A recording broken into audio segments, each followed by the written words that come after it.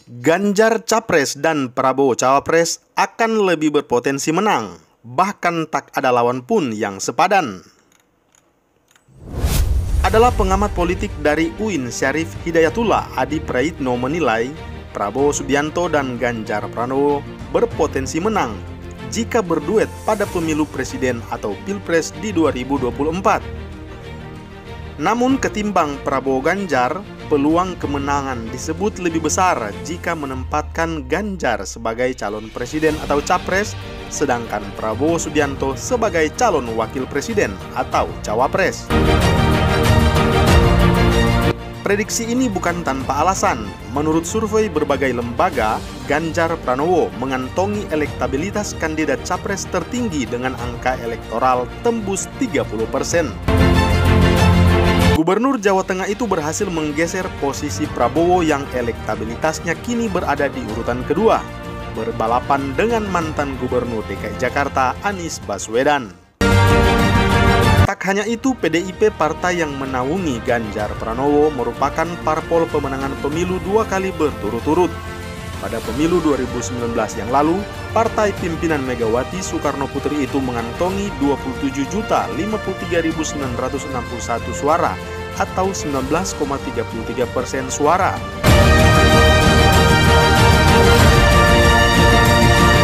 Jika berduet, Ganjar dan Prabowo disebut bakal saling melengkapi. Prabowo Subianto dinilai mampu menutupi kelemahan suara Ganjar Pranowo di Jawa Barat, Jakarta, dan Banten. Sebaliknya, Ganjar Pranowo unggul di sejumlah daerah yang tak dikuasai oleh Prabowo Subianto, seperti Jawa Tengah, Jawa Timur, dan Bali. Namun demikian, sulit mewujudkan duet keduanya. Pasalnya, kedua partai sama-sama ingin mengusung kader masing-masing sebagai capresnya. Sejak lama Gerindra telah mengumumkan keinginannya mengusung sang Ketua Umum Prabowo Subianto sebagai calon presiden.